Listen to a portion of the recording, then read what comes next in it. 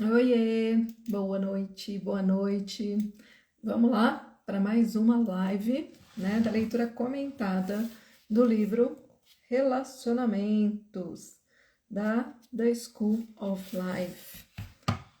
Vamos continuar, né? A gente está quase terminando essa sequência de lives. Eu até esqueci de contar quantas lives já foram, mas boa noite, boa noite. A gente já deve estar provavelmente aí na 14ª live, né, de uma sequência que a gente vem fazendo, né, da leitura comentada dessa obra, né, Relacionamentos, da The School of Life, e faltam agora, né, tem mais essa live de hoje, e se tudo der certo, temos mais 2 lives e encerramos a leitura comentada desta obra aqui, tá bom? Todas as lives estão salvas, né? Todas ficaram salvas aqui no Instagram. E também, né, vou colocar elas todas no meu canal do YouTube e no Spotify, no podcast, tá bom?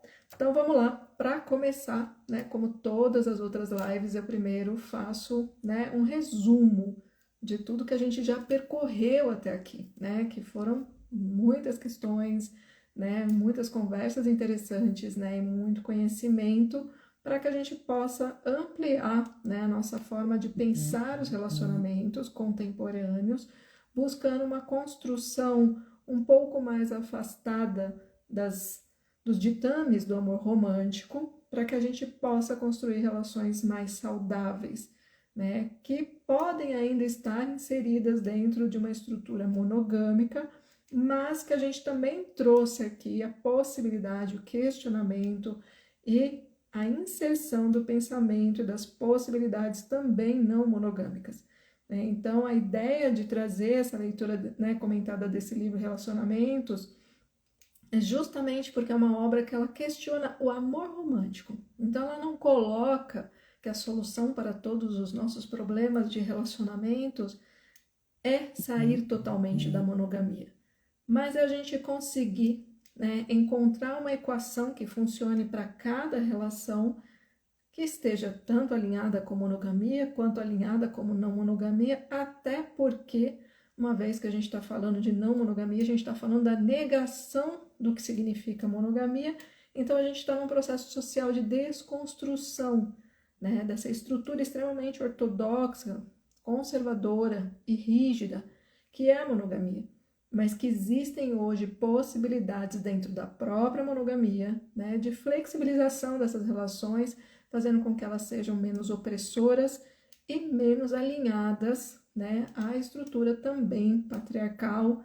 e à ferramenta do machismo, tá? Então, a ideia aqui dessas lives é trazer um pouco mais, né, de substância para essas conversas e para a criação dessas possibilidades, dessas novas relações, tá bom? E aí cada um faz a sua alquimia, né? Não existe aqui um lugar, não é o meu objetivo, né? Em nada do que eu produzo, em nada do que eu faço, dizer aqui o que é certo e o que é errado, né? É simplesmente um convite, né? A gente exercer também a nossa capacidade criativa na hora de construir e de desenvolver as nossas relações afetivas sexuais, certo? Então, dito tudo isso, para a gente começar, vou fazer agora um resuminho, tá, de tudo que a gente abordou até aqui.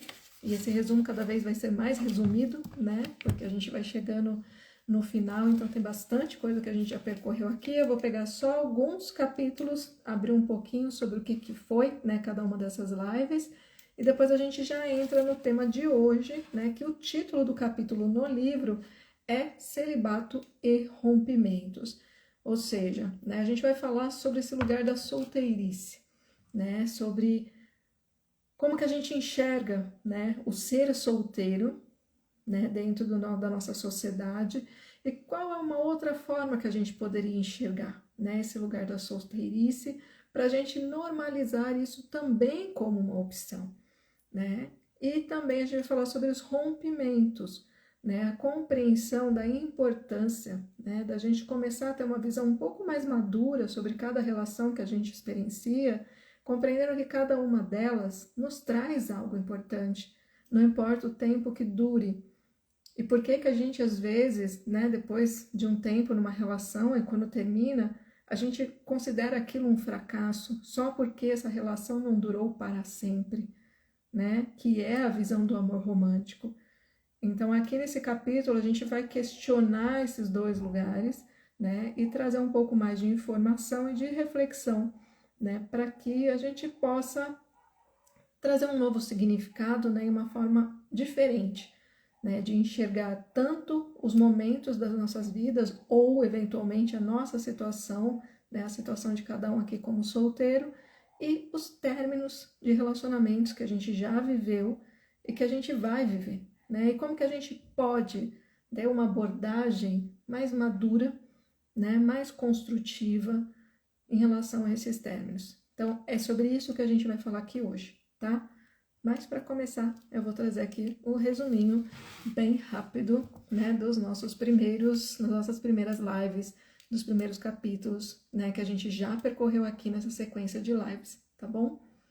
Então, lembrando que esse livro, que é esse livro aqui, né, Relacionamento, da The School of Life, é um livro que, assim, o principal objetivo dele é questionar, né, com uma abordagem psicanalítica, é questionar o amor romântico, tá? Então, é conseguir jogar luz, né, em relação a esses pilares do amor romântico, para que a gente possa construir outras formas de se relacionar mais maduras, porque a visão do amor romântico, ela é uma visão ingênua, ela é uma visão infantil, né, que faz com que a gente tenha o desenvolvimento de relacionamentos normalmente extremamente infantilizados, porque são guiados pelas premissas do amor romântico.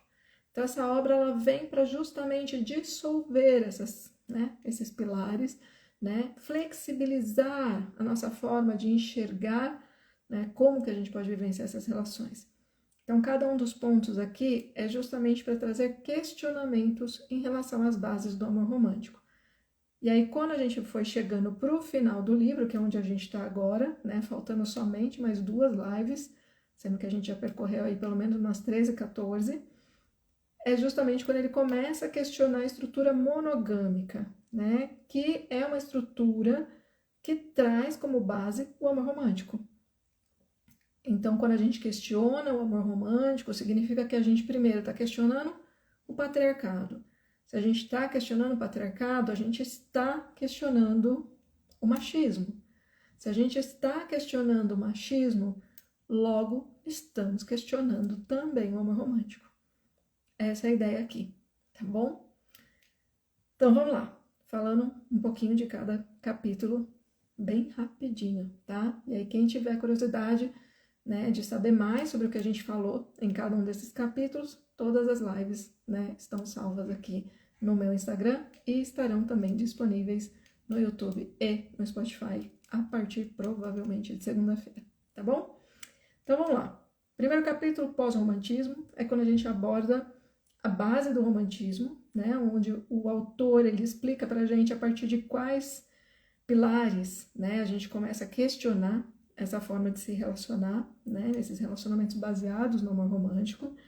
Escolha do objeto fala como que acontece o apaixonamento, compreendendo o apaixonamento como um processo psíquico, né, onde de fato o que faz com que a gente se conecte com o outro é algo no nível inconsciente. E via de regra, as coisas mais desagradáveis que existem em nós se conecta com o que há de mais desagradável no outro.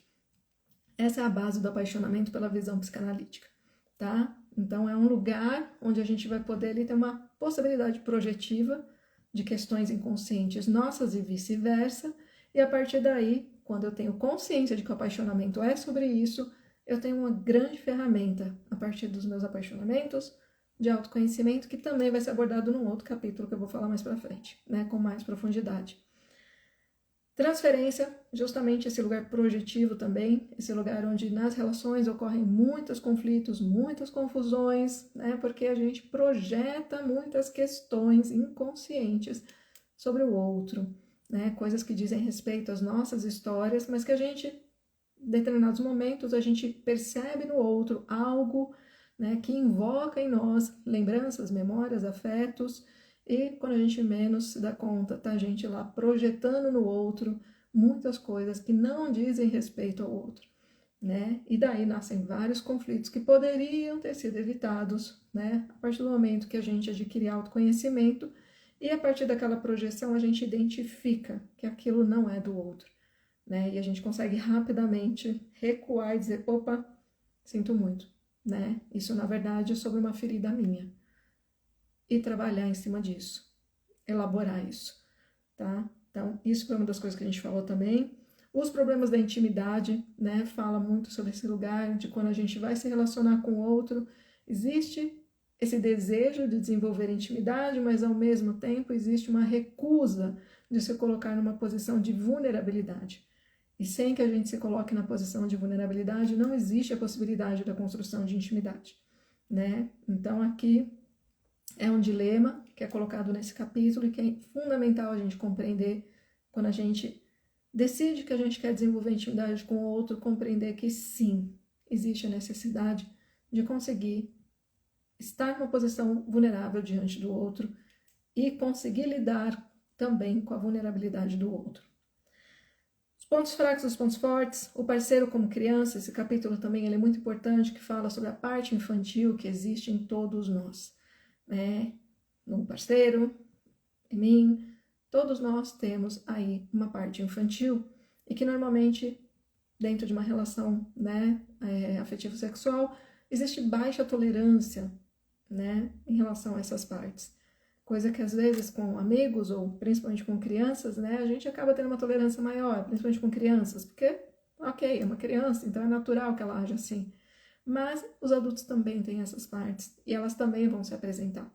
E é importante que a gente tenha eventualmente um pouco de ternura para poder lidar com essas partes infantis do outro.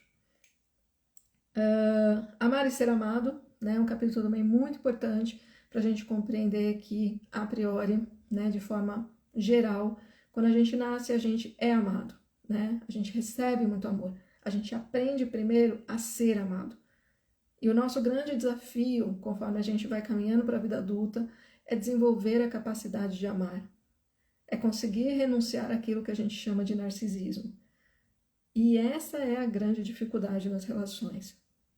Né? Muitas pessoas falam, eu não sei ser amado. Não é sobre isso.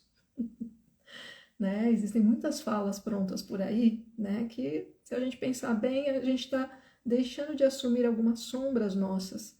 Né? Porque ser amado é o que a gente mais sabe ser. Difícil é a gente conseguir amar. E esse capítulo é sobre isso. Depois da dignidade de lavar roupa, ensinar e aprender, pessimismo, culpa e amor, boas maneiras e segredos, né? Boas maneiras e segredos, fala desse lugar da gente entender que nem tudo tem que ser dito numa relação, né? Então é uma falácia, né? Desse amor romântico, onde eu preciso falar tudo para o ser amado. Não, né? Existem muitos conflitos que poderiam ser evitados se coisas desnecessárias fossem contadas. Né? E muitas vezes a gente tem muita honestidade em se perguntar quando a gente deseja contar algo que vai gerar conflito e que a gente, mesmo assim, insiste em contar e vai criando argumentos, né, para fortalecer, né, a ideia de que eu preciso contar aquilo, até que ponto não tem um desejo oculto, né, de provocar no outro algo, né, de um lugar um pouco, às vezes, até sádico, ou às vezes... Será que não existe um desejo inconsciente de sabotar essa relação? E por isso você está se convencendo a contar algo que você teoricamente não precisaria contar?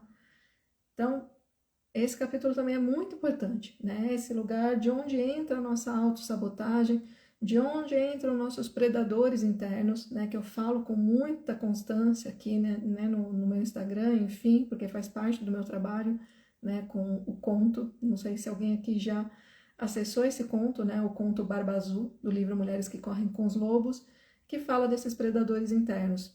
Então, nesse capítulo, né, falando sobre esse lugar da autossabotagem, da gente às vezes contar coisas que vão só prejudicar a relação, sendo que a gente não precisava contar, está muito alinhado, né, com esse conto, né, e com o que ele traz de ensinamento para a gente, desses predadores internos, né, essas partes nossas que querem nos destruir. Então, se alguém aqui não entende do que eu estou falando, tem bastante conteúdo, né, no meu Instagram falando sobre esse lugar do Barba Azul, tá? O que mais? Explicando a própria loucura também é um ponto importante, né? Essa live, inclusive, ficou bem divertida, né? Porque quando a gente fala de loucura, via de regra, nesse contexto, né, das relações, a gente pode se divertir um pouco com a nossa própria loucura dentro das nossas relações. Então, aqui é justamente a gente conseguir ter uma relação onde a gente seja capaz, né, de percebendo que é algo ali que eu quero desenvolver um período com aquela pessoa, eu seja capaz de contar para essa pessoa sobre coisas esquisitas sobre mim, coisas que eventualmente vão aparecer na relação, né? E eu posso dar pistas para essa pessoa, né? Então, nessa live eu brinquei bastante falando sobre o lugar de entregar um mapa da gente para o outro, para ele saber onde existem os tesouros, mas também onde existem as minas, né? Que se ele chegar perto pode explodir. Então, isso é uma das coisas importantes da gente conseguir fazer numa relação para que ela seja saudável. Entender que o outro não tem obrigação de saber tudo sobre mim. O outro não tem obrigação de saber o que esperar de mim. Eu preciso sim, se eu já tenho em algum nível, né, um certo autoconhecimento, eu posso ajudar o outro, né, a conseguir lidar comigo da melhor maneira possível. Então, esse capítulo ele fala muito sobre isso, né? Sobre eu ajudar o outro a lidar com as minhas loucuras, dizendo para ele quais são, não esperando que ele adivinhe, né? Não esperando que ela apareça. E no susto, né, a gente tem ali um desconforto, desencontro, para depois aquilo ser revelado, né? Depois a gente falou sobre conversas artificiais. Aqui também é uma live assim que ficou bem interessante, bem importante, porque é onde a gente fala sobre a importância do básico, que é a comunicação. E que a gente sabe que, via de regra, é onde mais a gente vê problemas nas relações. É esse lugar das comunicações, né? Como a gente realmente tem dificuldade de comunicar para o outro aquilo que a gente sente, aquilo que a gente deseja, as nossas demandas, as nossas necessidades. A gente não consegue fazer isso. E a gente fica sempre, quando a gente está partindo do amor romântico, né, dos pilares do amor romântico, a gente espera que o outro, por ser aquele que é a minha, entre aspas, alma gêmea, né, segundo o amor romântico, é minha cara metade, então essa pessoa, ela sabe o que eu penso, ela sabe o que eu quero, então por que eu tenho que comunicar? Por que eu tenho que falar o óbvio? Não, se o outro me ama realmente, ele vai saber que aquilo é importante para mim. Não, não vai saber. Não tem que saber. Então, nessa live, nesse capítulo, a gente fala muito sobre esse lugar. E a importância da gente ter conversas diárias sobre coisas que podem parecer banais, que, para a visão do amor romântico, a gente não deveria falar sobre. Por quê? Porque o outro já sabe tudo sobre mim. Eu não tenho que falar nada, né? Segundo o amor romântico, não deveria existir DR, né? Porque o outro é minha cara metade. Então ele sabe exatamente tudo que eu preciso. E ele vai conseguir suprir tudo que eu preciso. Mas não vai. E é aí que a gente precisa se afastar dessas premissas do amor romântico, que fazem com que a gente parta desse tipo de pensamento e dessa forma a comunicação é extremamente prejudicada. Então, esse capítulo é muito importante também, tá? Depois a gente falou sobre paixonites, que é o que eu falei lá no início, né? Sobre a importância do apaixonamento, né? Ao invés da gente demonizar as paixões, como algumas pessoas fazem por aí, a gente tendo um pouco de consciência do que é esse apaixonamento, que é esse lugar de projeções, né? De partes nossas, que a gente só consegue reconhecer quando a gente tem um outro ali disponível para a gente projetar, a gente consegue aprender muita coisa sobre a gente, né?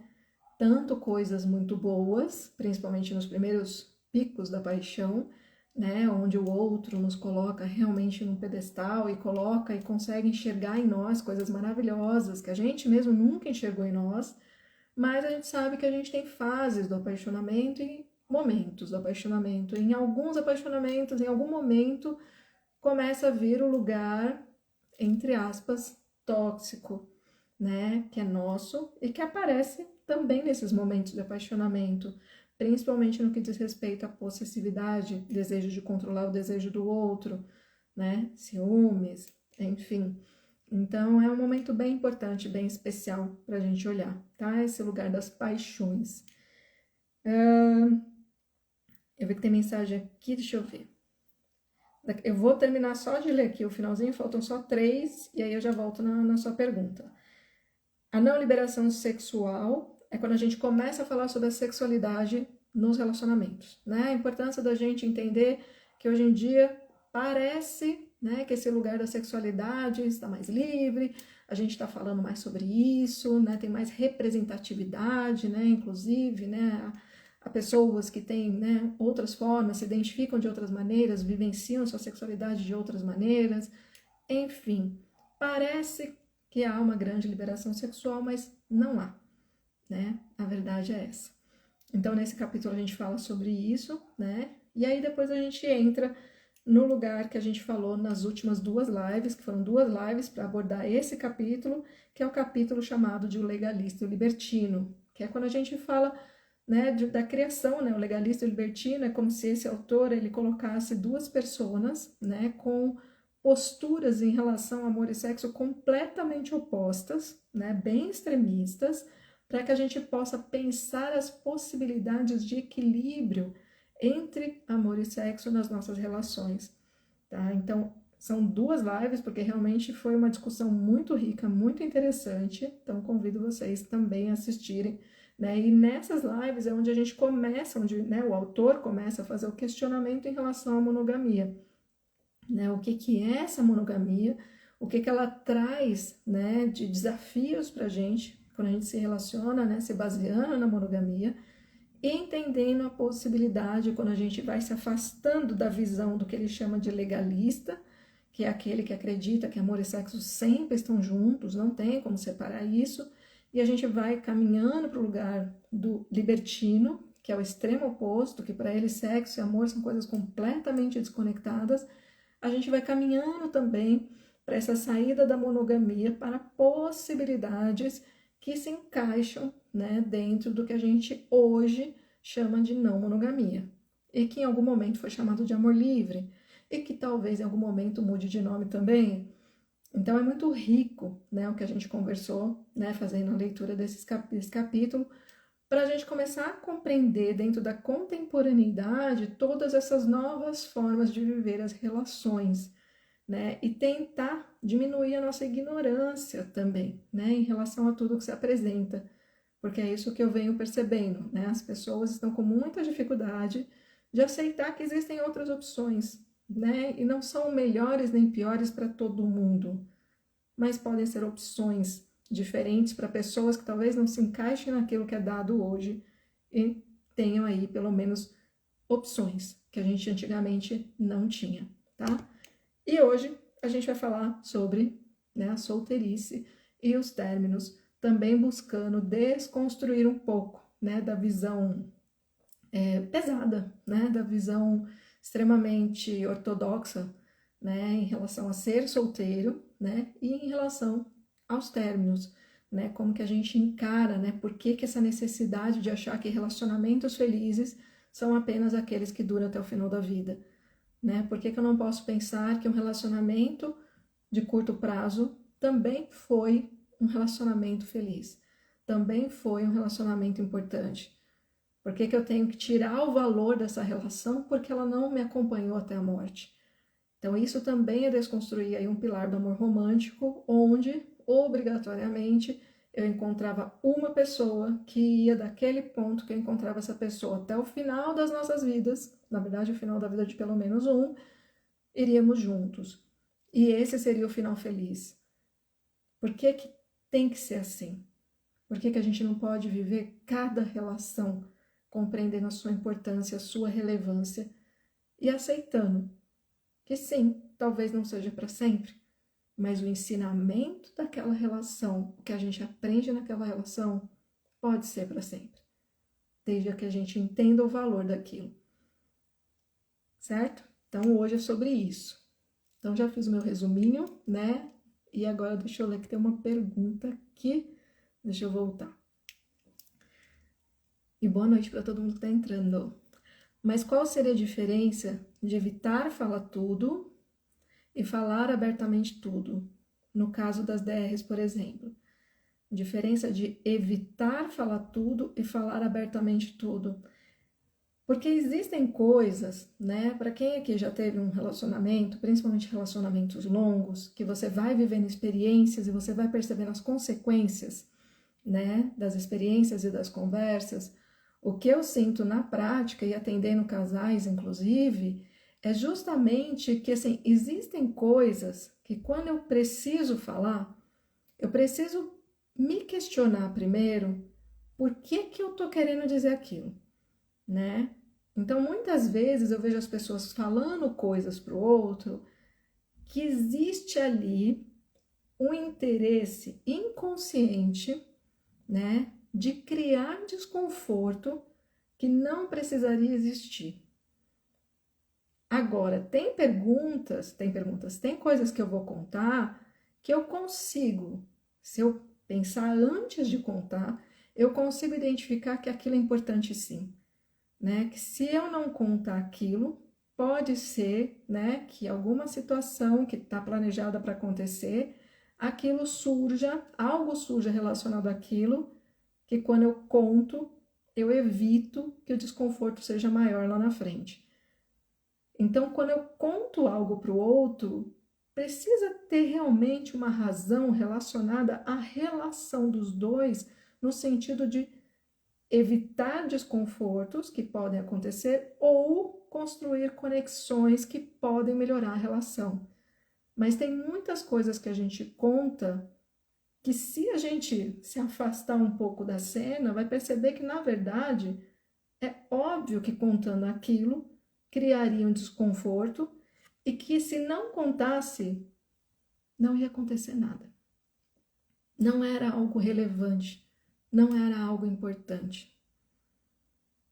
Então, aqui a questão é, antes de contar algo, se pergunta, por que eu estou querendo contar algo? Eu já me peguei, por exemplo, né, trazendo de uma forma prática, contando alguma coisa para um parceiro, para criar ciúmes. E não tinha acontecido nada, assim, né? Mas eu contei que aconteceu tal coisa com outra pessoa e tinha uma parte minha infantil que queria gerar insegurança no meu parceiro. Ou seja, eu precisava contar? Não. Porque eu estava numa relação monogâmica, existia ali um compromisso, né, de fidelidade, e eu não tinha traído. Então eu não precisava contar, porque eu não tinha ferido nenhum compromisso da relação. Mas eu contei porque tinha uma parte minha imatura que queria criar os ciúmes, queria criar insegurança no outro. E para que a gente faz isso? É autodestrutivo, é destrutivo, é prejudicial, é tóxico. Então, é nesse sentido que a gente precisa filtrar o que a gente vai contar, né? Acho que tem uma pergunta. A ideia de que o ciúme é sinal de amor. Exatamente. Que, aliás, é um dos temas que eu quero trazer aqui em breve, né? Falar sobre os ciúmes. Porque é sobre isso, né? Então, quando eu trouxe essa história, quando eu contei, era para gerar ciúmes, porque se o outro sente ciúmes de mim, é sinal de que ele me ama. Isso na narrativa do amor romântico. Mas na mente de uma pessoa madura, dentro de um relacionamento maduro, a gente sabe que não é sobre isso. Que os ciúmes não representa amor. Ele não é pré-requisito. Ao contrário. Mas isso é uma conversa para outra live, né? Que eu quero fazer uma live específica, né? Sobre ciúmes, sobre traição, que são temas que a gente sabe que são extremamente relevantes dentro das relações, né? Dos relacionamentos amorosos. E que existem muitas visões bem distorcidas, né? Em relação a esses temas. Então, é sobre isso. Certo, meus amores? Então agora a gente vai começar, né, a falar sobre o capítulo de hoje, né? Então convido, né, quem está participando aqui, quem nunca participou das minhas lives, né, convido a comentarem o que sentirem de comentar, né? Mais uma vez, aqui não é um lugar de certo ou errado, é um lugar de construção de formas de pensar. A gente está falando sobre um tema que é um tema muito fluido, eu diria, que é como a gente se relaciona, né? Quais são as formas mais saudáveis para a gente ter relacionamentos amorosos, relacionamentos afetivos sexuais, né? Quais são as novas possibilidades, né? Quais são as construções mais saudáveis que a gente pode criar juntos. Então aqui é um convite, né? A leitura desse livro comentada, ela é um convite a pensar como fazer, né? A começar de alguma forma a trazer, sim, esse livro traz muitas provocações, né? Nem tudo que ele traz eu, Mayra, concordo totalmente, né? Assim como também não discordo totalmente, mas a partir dele, né, quando eu tive o primeiro contato com ele há muitos anos atrás, né, esse livro ele foi lançado em 2016, né, não foi muito depois disso que eu tive acesso a esse livro. Ele desde então vem me provocando, né? Tudo que ele levanta de questionamento é uma provocação, né? Quem me acompanha, né, quem conhece o meu trabalho sabe que essa é a palavra que me guia, provocação. É aquilo que provoca o pensar, aquilo que provoca a mudança. Não é o lugar de dizer, esse é o melhor caminho para todo mundo. Eu não vou ser essa pessoa, né? Porque eu não acredito nisso. Eu acredito que a gente tem que pensar e construir, cada um de nós, né, as melhores formas de se relacionar, por exemplo, né? E esses questionamentos nos ajudam, né, a pensar um pouco fora daquilo que é o padrão, daquilo que é dado, né, daquilo que nos é ensinado, daquilo que nós temos como referência dentro das relações afetivos sexuais, amorosas dos nossos ancestrais, dos nossos antepassados. Então aqui é um convite para a gente pensar junto. Então tudo aquilo que vocês sentirem de compartilhar, de trazer, de perguntar enquanto eu estiver lendo, né, tragam. Então a ideia aqui dessa leitura comentada, eu leio alguns trechos e faço comentários, né, conforme eu vou sentindo que existe algo aqui a acrescentar, a agregar. Então tudo que vocês trazem me ajuda muito. Não concordo nem discordo, muito pelo contrário, é mais ou menos isso. Certo, meus amores? Então fiquem à vontade, tá? Para trazer o que vocês sentirem, tá bom? E o que eu não souber, eventualmente, né? Se tiverem perguntas que eu não sei, eu vou tranquilamente dizer para vocês que eu não sei, né? E, aliás, tem alguém que me trouxe semana passada, mas que eu vou ter que fazer realmente, eu vou ter que pensar numa live também para trazer esse tema, né? Fazendo uma pergunta sobre homenagem, né? Foi uma pergunta bem interessante. Então, o que vocês sentirem de fazer perguntas que suscitem a partir do que a gente está falando, mas que talvez não tenham a ver com esse tema de hoje, tragam também, né? Que eu geralmente faço um print aqui para poder, sim, trazer esse conteúdo mais para frente, tá bom? E vamos lá. Celibato e rompimentos. Um dos efeitos mais curiosos do romantismo tem sido desacreditar o celibato, definido como o ato de, conscientemente, de bom grado, evitar relacionamentos amorosos de longo prazo. Se a gente for procurar, na verdade, né, no dicionário, o celibato ele está justamente como não casado. Então, ele dentro do dicionário a gente vai encontrar o celibato como o oposto de casado, né? Então, se eu não casei, eu sou celibatário. Essa é a visão, né, que existe dentro da definição, né, de solteiro, tá? Menagem, sim, sim, vamos falar sobre menagem em algum momento. Ai, gente. Durante grande parte da história, partiu-se do pressuposto de que a vida de casado seria um fardo inútil para algumas pessoas. Olha que interessante. Então, assim, em algum momento histórico, né, era uma visão exatamente oposta do que a gente tem hoje. Né? Hoje, estar casado é algo que socialmente é exaltado.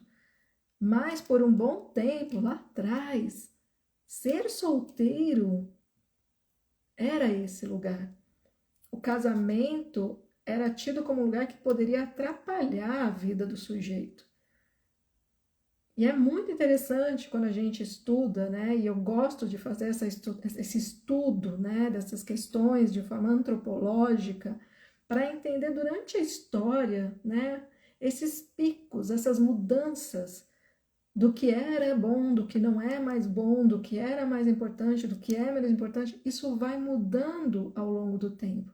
E é por isso que eu amo tanto a psicanálise, né? Porque a psicanálise, ela é essa ferramenta que ela muda conforme a cultura muda, né? Então, assim, Freud sempre deixou isso muito aberto, né? Ele sempre deixou isso muito claro, que a psicanálise é viva. Então, de acordo com o que a gente está vivendo hoje, nessa sociedade contemporânea, a gente estabelece novas formas conceituais, inclusive, porque as coisas mudam. Então, aqui é muito importante a gente ter essa consciência de que não foi sempre que o casamento foi esse lugar extremamente exaltado e desejado, mas que na sociedade moderna, sim. E na contemporânea, a gente vem assistindo um declínio da importância do casamento, que talvez a gente possa relacionar com o movimento do feminismo, com a possibilidade das mulheres terem vidas muito interessantes, que antes não era socialmente um lugar fácil para as mulheres conseguirem construir outros prazeres, outros alicerces, que não aquele do script, né, da monogamia, que é namoro, noivado, casamento, filhos e cuidar de todo mundo até o final da vida. E aí aqui eu estou trazendo para vocês alguns recortes de alguns estudos que mostram essas informações, tá? Para a gente entender essa construção e essa mudança social. E por que a gente tem, né, que questionar tudo isso. Então, durante grande parte da história, partiu-se do pressuposto de que a vida de casado seria um fardo inútil para algumas pessoas. Acadêmicos, artistas e cientistas poderiam se concentrar no trabalho. Alguém poderia simplesmente não ter interesse em constituir família, ou poderia querer passar o resto da vida, a maior parte, na verdade, do seu tempo, sozinho. Podia-se preferir aventuras sexuais a um relacionamento permanente. A questão básica era o reconhecimento de que o casamento pode sufocar o que há de melhor em algumas pessoas e que isso não é razão para sentir culpa e nem vergonha. Então, por muito tempo, não casar não era algo que deixaria alguém se sentindo mal, se sentindo deslocado socialmente, que não é o que a gente vê hoje em dia. Hoje em dia a gente percebe, né, as pessoas que não casaram, muitas vezes, dependendo do universo onde elas habitam, né, nos ambientes que elas circulam, existe sim, né, uma grande crítica, né, uma grande descrença em relação a essas pessoas, uma grande desvalorização, que muitas vezes não é dita, mas ela existe sim, naquele coletivo que circula aquela pessoa, né? Eu lembro, quando eu era mais nova, né? Eu era uma pessoa que eu não namorava muito, né, assim, por muito tempo. Eu namorava muito, mas eu mudava de namorado o tempo inteiro.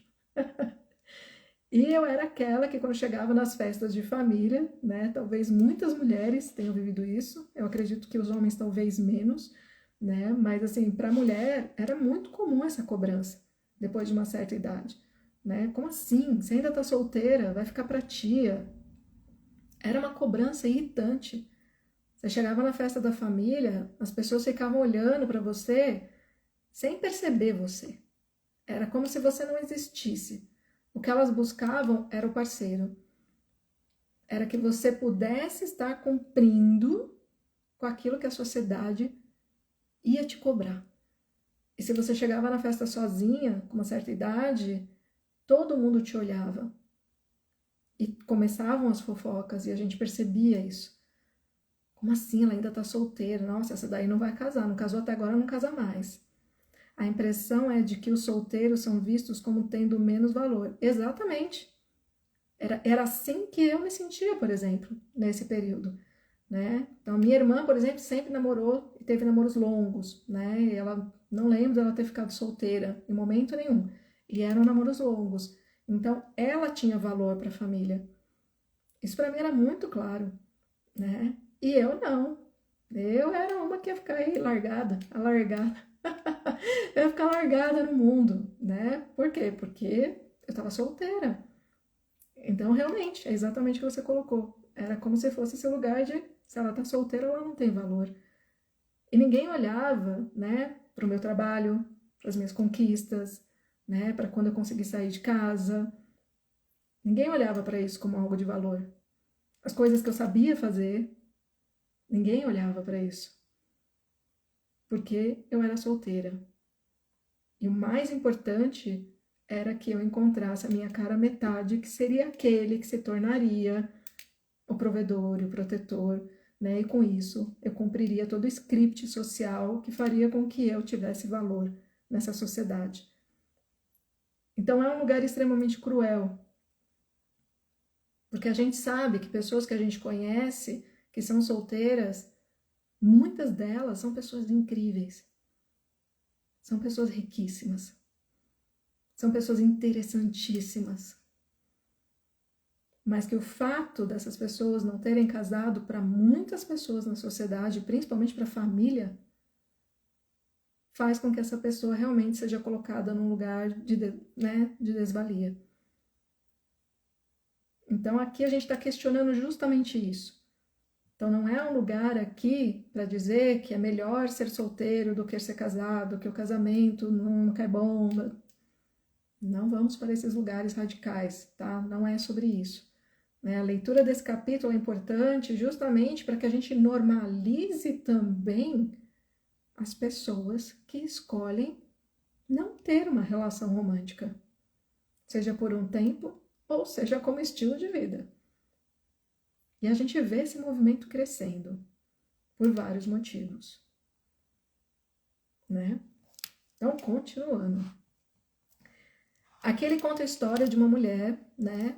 Que é uma mulher, né, de antigamente, que não casou e que desenvolveu muitos trabalhos e que foi uma mulher que teve, né, socialmente muito sucesso, mas que ela não casou, né? Então aí aqui ele conta a história dela, eu não vou contar para vocês essa história, tá? E aí depois ele fala que ela foi capaz de construir uma carreira excepcional e realizar tanta coisa pela comunidade justamente por estar livre das exigências dos relacionamentos e da vida doméstica. Ela morava numa residência coletiva eficiente, tinha refeições, roupa lavada e aquecimento, sem ter de organizar tudo sozinha.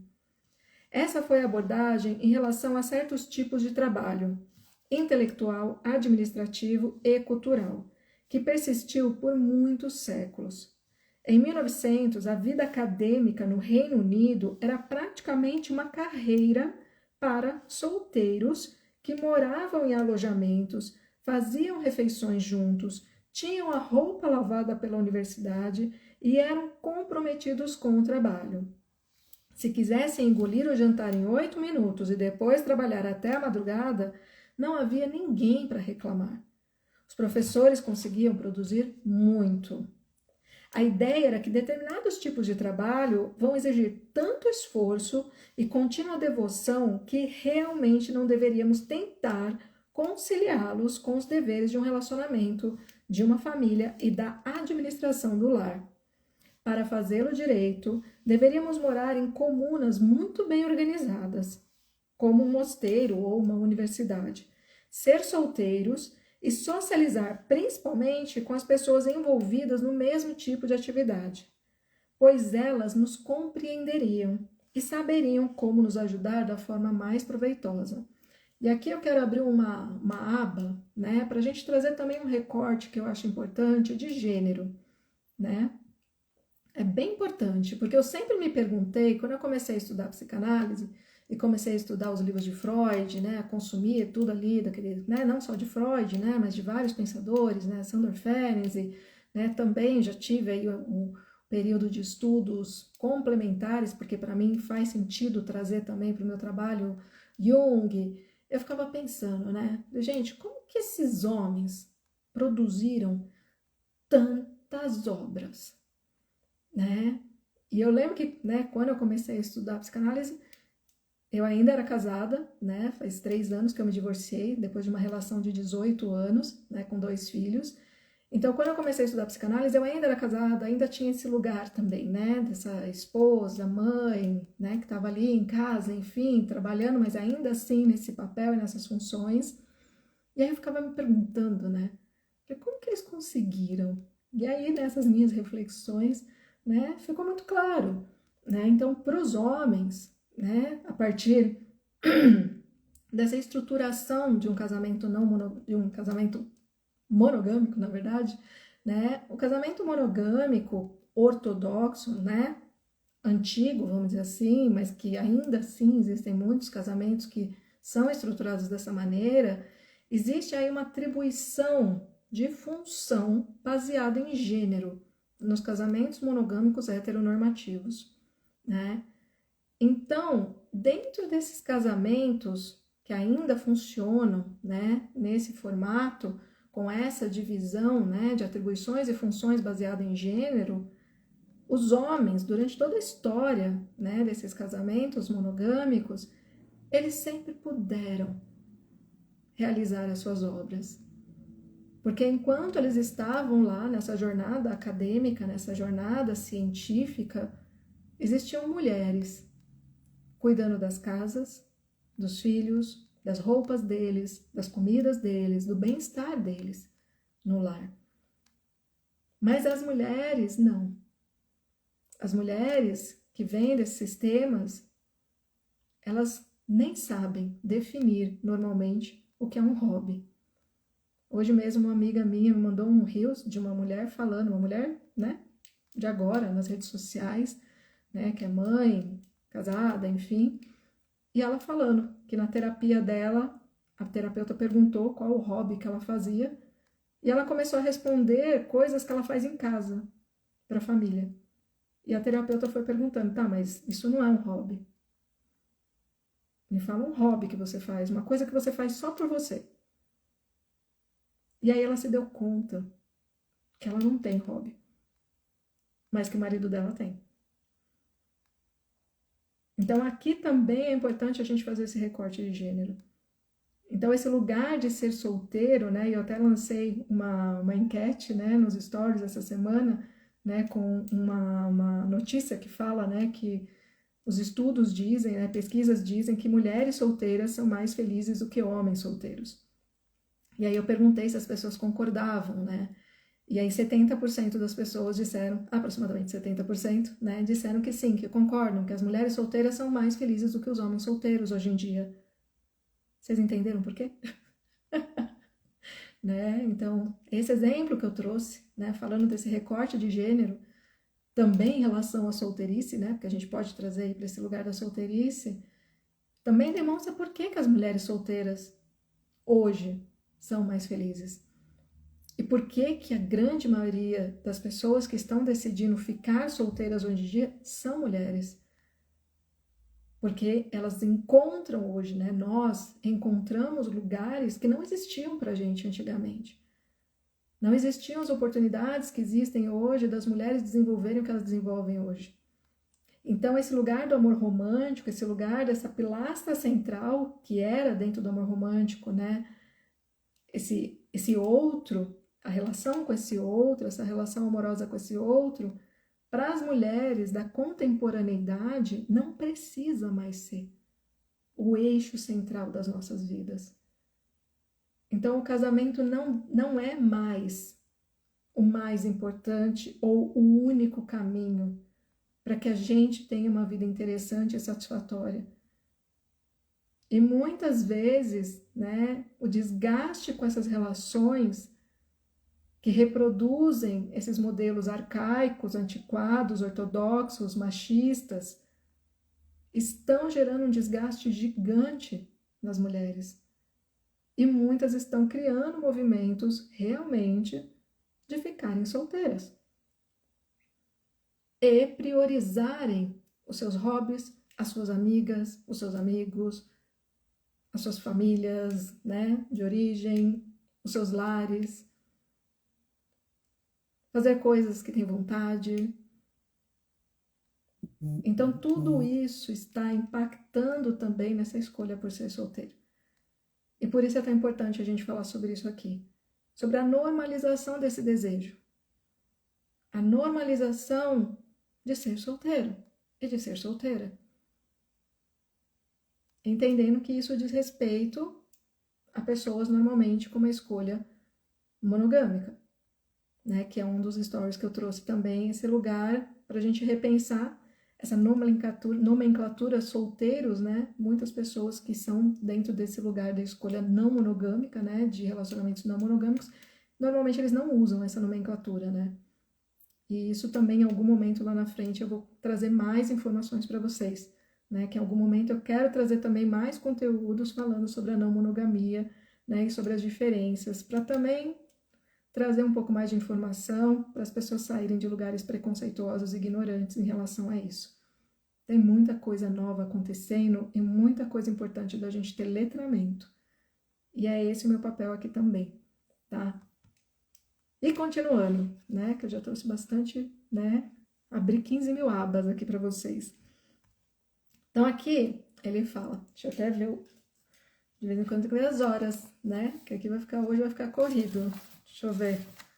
Nossa, tem muita coisa. Eu acho que vai dar 2 lives aqui, esse daqui também.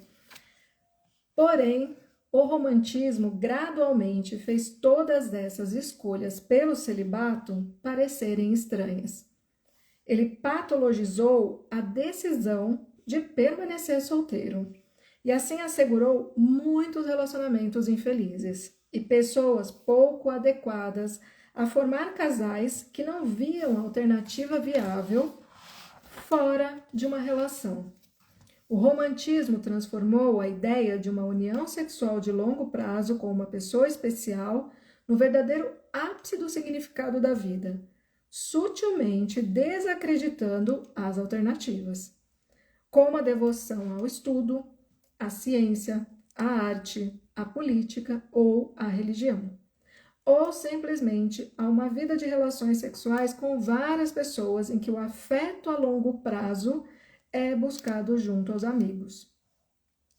E aí aqui também, né, quando ele traz esse parágrafo, é um lugar, por exemplo, questionável da visão que ele coloca aqui, né, que é uma coisa ou outra, né, e isso eu vou deixar aqui também, né, uma aba aberta aqui, né, para a gente também ressignificar esse lugar, né, dessas relações afetivas sexuais, né, compreendendo que talvez as que têm maior potencial, né, de serem saudáveis são aquelas onde o nosso parceiro ou nossa parceira são também os nossos amigos, né? Então, aqui eu sinto que alguns trechos desse livro ele separa isso, né? Ele não coloca isso no mesmo nível de importância, relevância e da possibilidade da coexistência, né, desses papéis.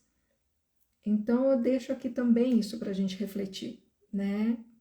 Eu lembro que assim tem muitos pacientes que às vezes trazem como reclamação, não, mas parece que a gente está virando amigo, como se fosse ruim. Eu entendo que a reclamação diz respeito à vida sexual, né? Mas a fala que chega para mim no consultório, ela é muito interessante, né? Que é esse lugar de ser ruim sentir que eu estou me tornando amiga do meu parceiro ou amigo da minha parceira. E não necessariamente isso é ruim, mas como integrar a vida sexual, né, nesse contexto, aí é uma outra questão. Mas dizer que o fato de eu me sentir amiga, amigo do meu parceiro, da minha parceira, é algo ruim? Eu diria que não. Contrário, é um grande presente. Quando você pode ter como parceiro e parceira alguém que, acima de tudo, antes de qualquer coisa, é seu amigo ou sua amiga. O que vocês acham? Né? Então, para refletir sobre isso também, porque eu vi que nesse livro é um lugarzinho que eu sinto que ele desmembra as coisas que poderiam ser colocadas no mesmo contexto, né? Hoje em dia, quem mora sozinho e não manifesta o desejo de estar num relacionamento é quase que automaticamente, ainda que mais ou menos em segredo, considerado digno de pena e profundamente perturbado. Simplesmente não consideramos possível alguém estar sozinho e, ao mesmo tempo, ser normal.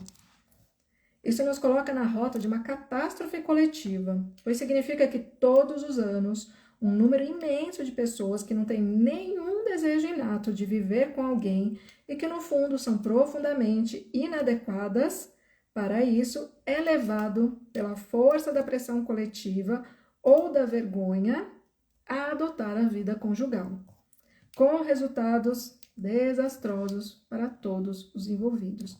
Então, também existem pessoas, né, que eu atendo e que colocam isso, né? Falando, não, eu não quero casar.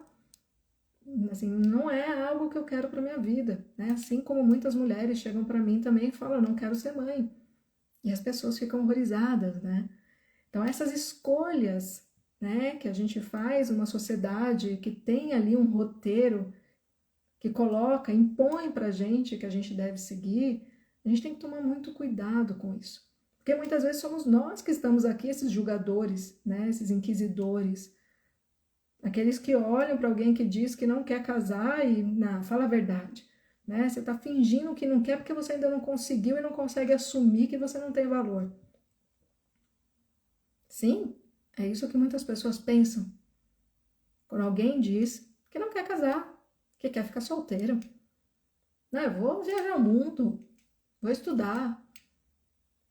Ai, coitada, não achou ninguém que quer. Né? Existem essas pessoas que pensam assim. E muitas vezes o primeiro pensamento que vem é esse. É esse lugar de questionar por que, que o outro tá solteiro ainda, por que, que a outra tá solteira ainda. Ela tá dizendo que não quer casar, na verdade é porque, né, tá fingindo que não é importante.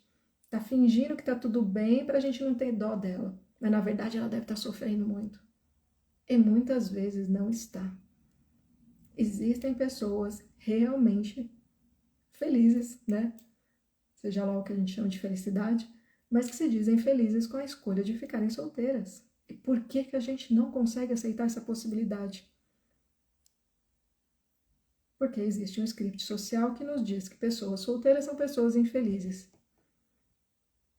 Está no inconsciente coletivo.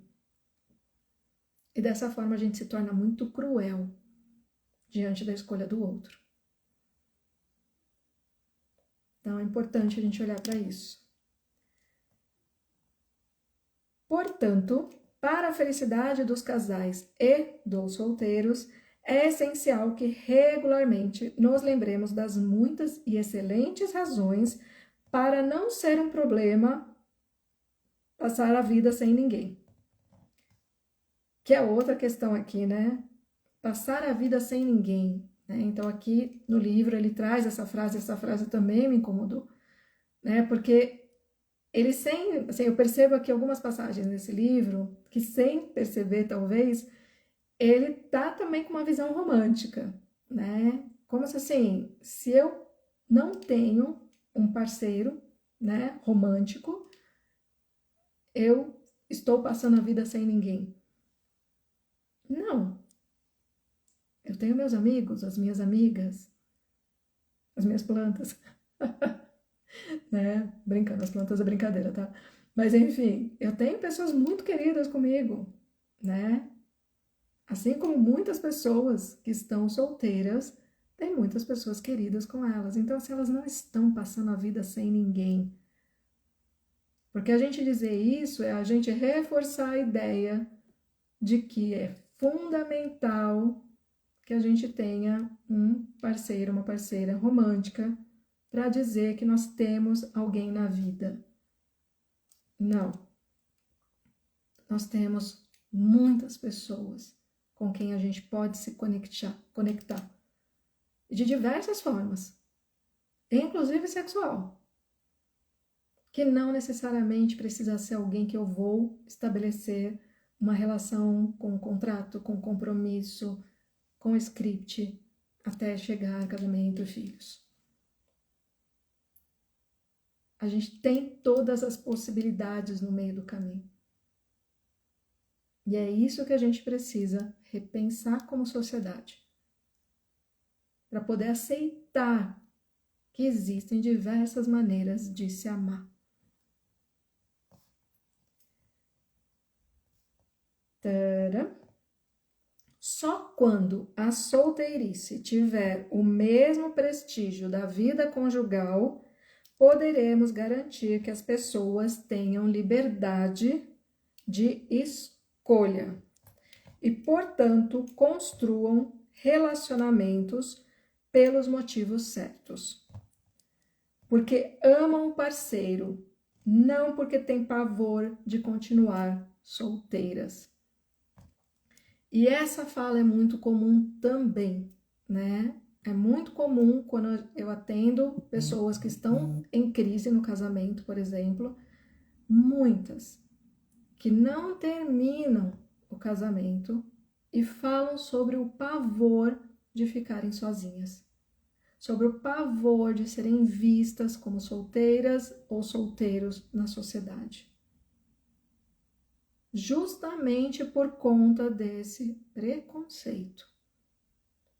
Justamente por conta dessa visão extremamente estreita sobre uma pessoa solteira na nossa sociedade. Então, as pessoas, elas se sentem inibidas a realizarem aquilo que elas desejam, que muitas vezes é terminar um relacionamento tóxico, é terminar um relacionamento extremamente violento. E muitas, quando você pergunta o que te impede, é o medo de ficar solteira, é o medo de nunca mais encontrar ninguém. Olha como isso empobrece a nossa vida. Quantas pessoas cada um aqui conhece que estão se arrastando nas suas relações, quando na verdade gostariam de já ter terminado.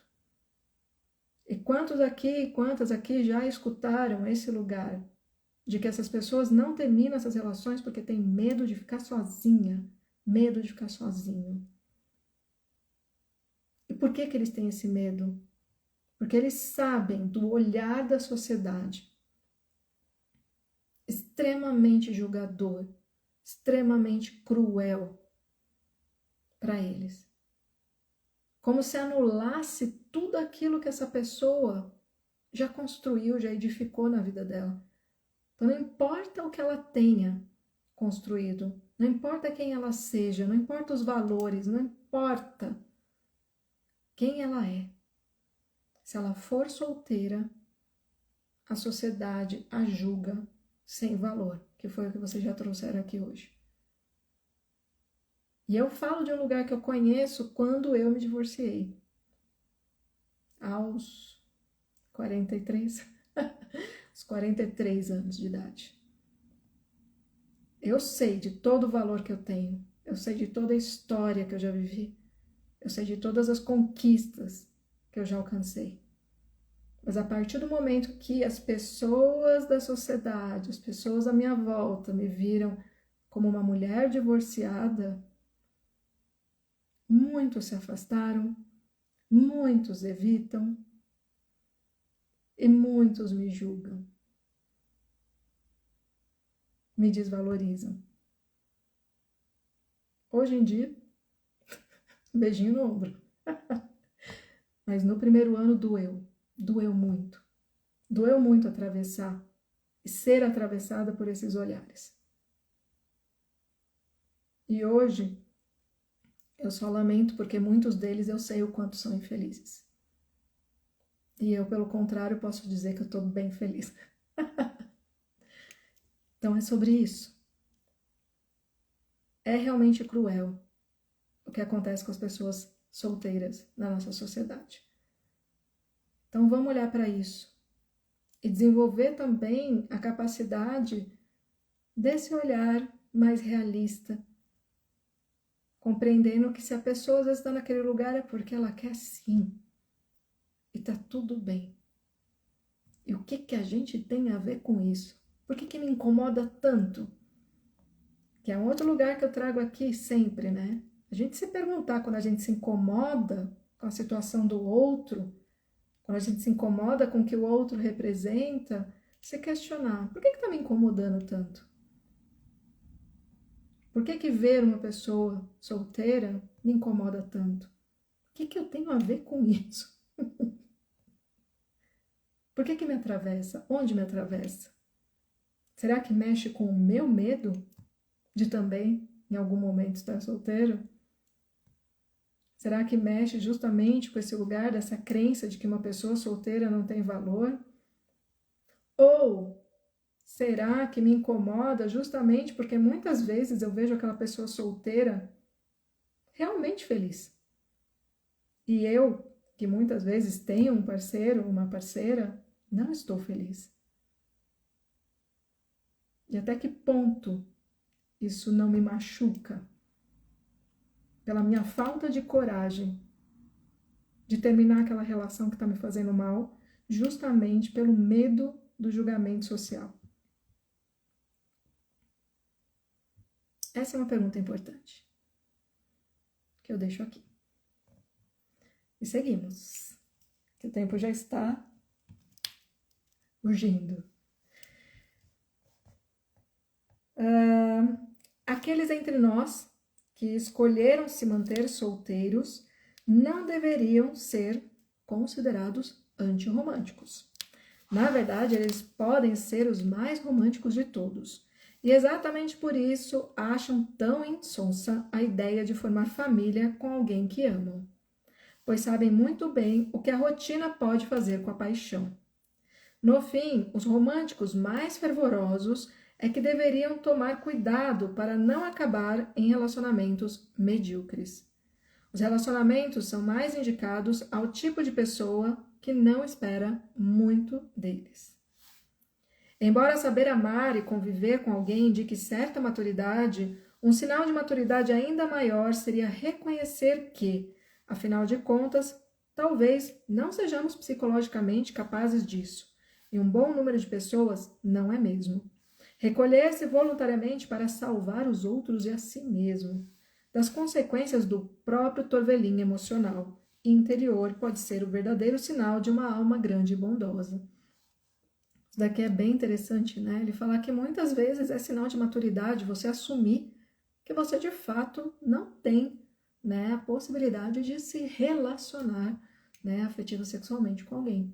E a gente sabe que muitas pessoas realmente não deveriam entrar em relações, porque normalmente, né, não deveriam entrar em relações antes de fazer algum tipo de trabalho, né, terapêutico, de autoconhecimento, enfim, de amadurecimento, né, para que não machuque tanto o outro, né, porque o que acontece é que muitas pessoas, né, elas só entram em relações para justamente terem ali um espaço para executar a sua perversidade diante do outro.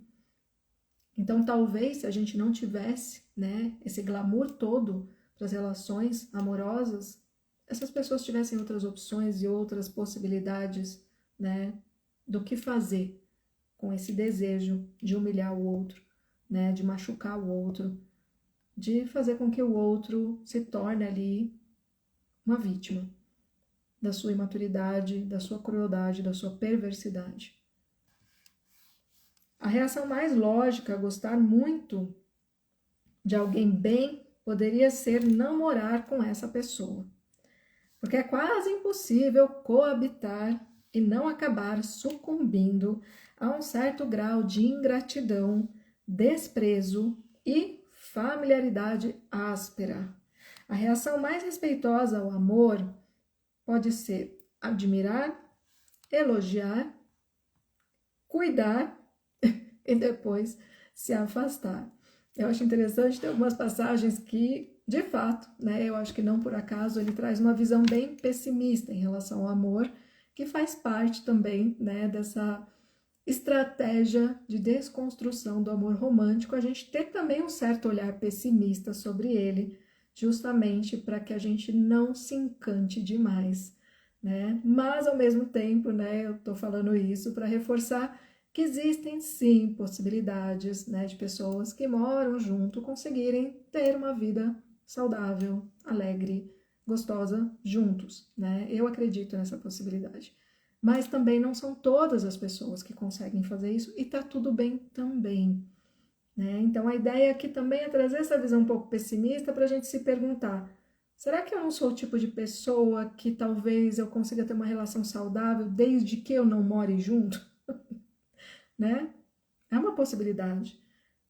Eu morei junto por 15 anos, né, com o pai dos meus filhos. E assim, uma parte da experiência foi muito boa, assim, né? E eu sinto falta de morar com alguém por conta dessa parte boa. Mas eu lembro da parte que não era boa.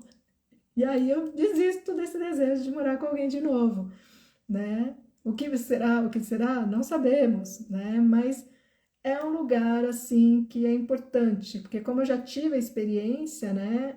E hoje eu tenho a experiência de não morar mais com alguém, né? Então é importante porque eu tô podendo ter essas experiências e entender, peraí, onde que para a Mayra de hoje funciona uma relação? Que talvez mude daqui a uns anos. Talvez com um parceiro me dê desejo, né, de morar junto com outro, talvez não. Então é muito importante a gente olhar para todas essas possibilidades justamente para que a gente encontre aquilo que funciona para quem nós somos hoje, dentro daquela relação que temos hoje, mas sabendo que a gente pode mudar tudo isso a qualquer momento. E tendo a capacidade, sim, de ter essa visão que ele traz aqui, que é uma visão um pouco mais pessimista, porque ela nos ajuda a não tomarmos decisões extremamente românticas, que geralmente podem trazer muita frustração e sofrimento desnecessariamente, certo? Então eu quis trazer isso porque eu achei ele bem pessimista aqui.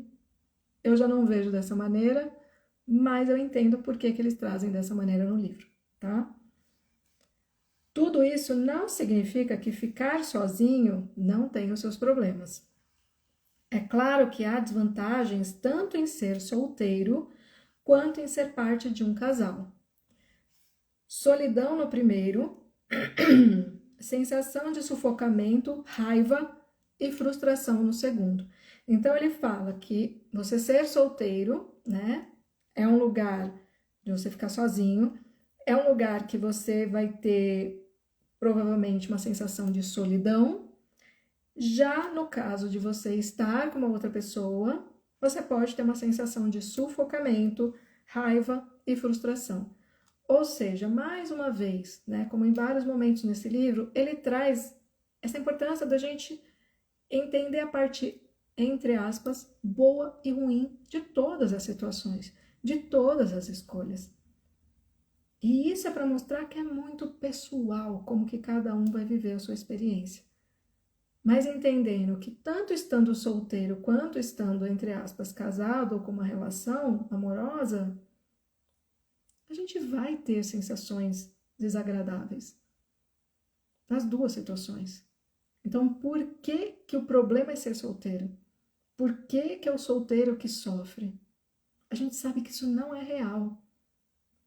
A gente sabe que tem um monte de casamento extremamente infeliz.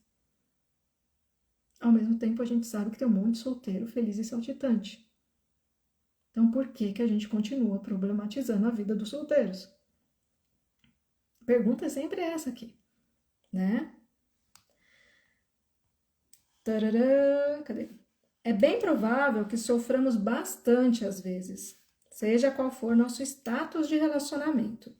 O que, em última análise, é um argumento tanto para não terminar uma relação do nada, quanto para não sentir que se deve, a todo custo, formar um casal.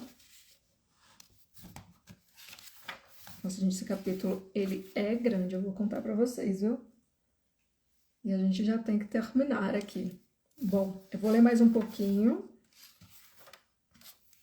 Eu vou ver se eu consigo terminar. Talvez hoje a gente termine um pouco mais tarde, tá? Então, normalmente eu tava terminando às 9h15. eu acredito que até 9h30 eu consigo fechar, né? Pra gente, na próxima live, já ir pro penúltimo capítulo, onde a gente vai falar sobre clássico versus romântico, né? Então, as duas formas, né, de relacionamentos. Bom, então, continuando aqui.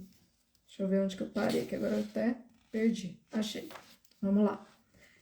Há ainda uma questão adicional sobre a duração dos relacionamentos.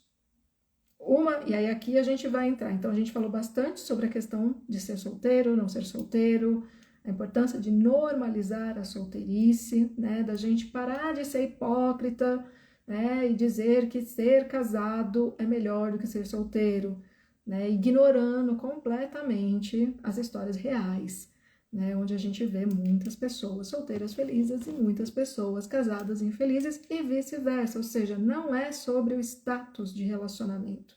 A felicidade não está relacionada diretamente ao status de relacionamento. E é muito importante que a gente consiga enxergar isso para que a gente possa olhar para as pessoas solteiras, compreendendo e respeitando a sua escolha, quando de fato é uma escolha, né? Quando não é aquela pessoa que está sofrendo porque está sozinha, tarará, tarará, que aí é um outro lugar, né? Há ainda uma questão, e agora a gente vai começar a falar sobre a questão dos términos, né? Então, assim, da gente entender a importância também de valorizar qualquer relacionamento que a gente tenha, não só os de longo prazo, que também é uma desconstrução aqui do amor romântico, que diz que o que tem valor é o felizes para sempre, é aquele amor eterno. E na verdade, não.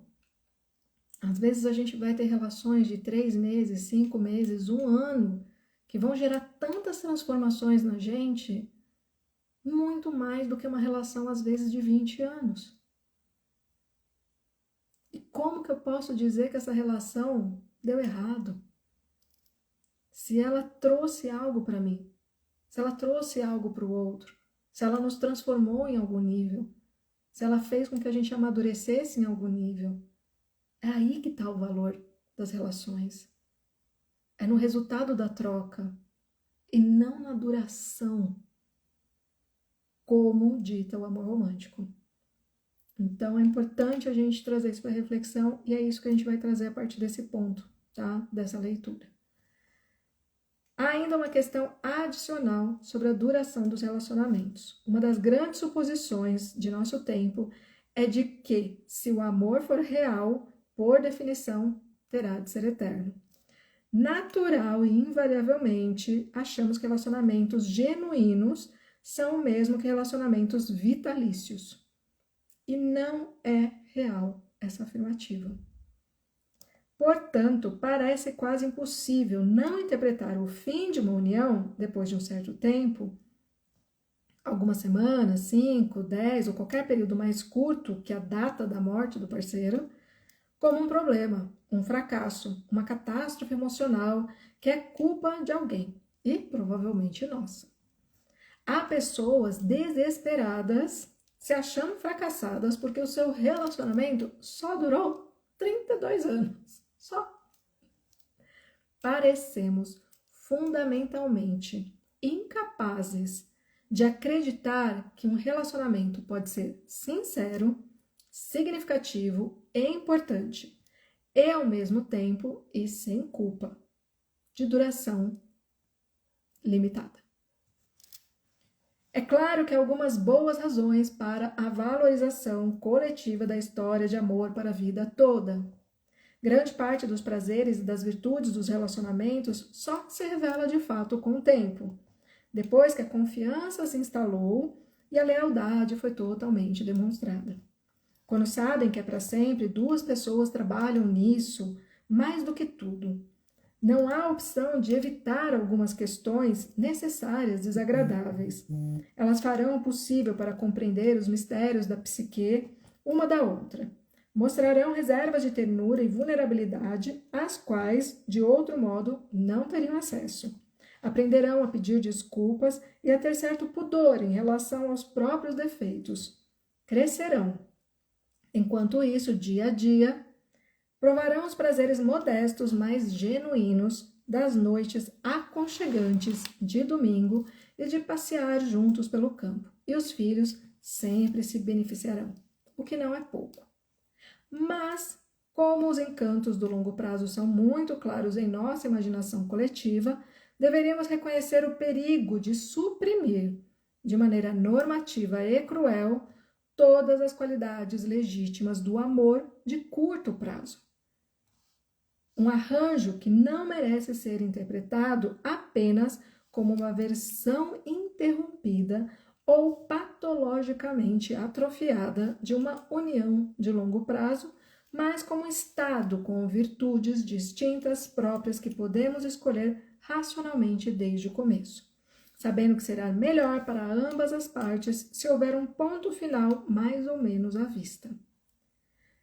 Muita coisa, e aqui eu acho muito interessante, né, que ele traz o que faz com que a gente acredite que uma relação a longo prazo é importante, né, para o nosso crescimento, enfim, para várias coisas que são desafiadas em nós, porque são, né, eu vivi uma relação de 18 anos e assim, com filhos, ou seja, todo o script, né, e realmente é um lugar onde existe uma possibilidade de crescimento absurda, onde a gente atravessa fases, né, diversas, boa noite, onde a gente atravessa muita coisa, né? Então, realmente, né, uma relação de longo prazo, ela tem muito a nos ensinar, né? Hoje, quando eu me coloco, né, como especialista em relacionamentos, é também por isso, porque de fato eu vivi muitas relações, né, antes de casar e tive um casamento muito longo, né? Para mim, que pensava em não casar, eu era uma das pessoas que dizia que não ia casar.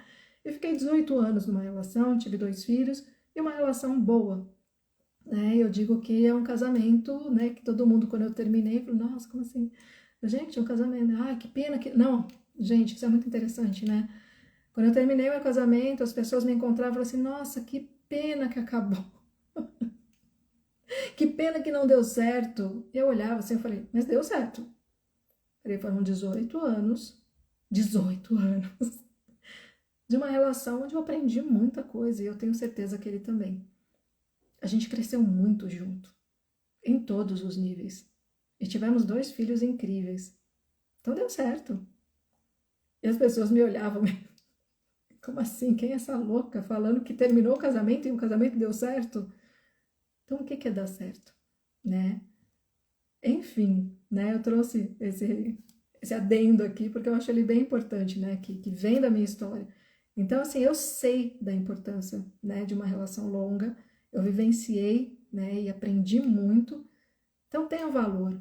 Mas, ao mesmo tempo, eu também vivi relações curtas extremamente importantes, que hoje, com maturidade, né, com a maturidade de uma mulher de 46 anos, né, que vou fazer 47, eu consigo dizer hoje, né, de relações de curta duração que eu tive na minha vida, e foram algumas, que hoje eu olho e falo, meu Deus, que incrível o que eu vivi nessa relação. Que incrível o que eu aprendi nessa relação. Relações, às vezes, de 3 meses, às vezes de 8 meses, às vezes de 1 ano. Então, é sobre isso que a gente está falando aqui. Sobre a importância da gente conseguir entender que existe valor, sim, numa relação de longa duração, mas as relações de curto prazo, elas também têm muito valor.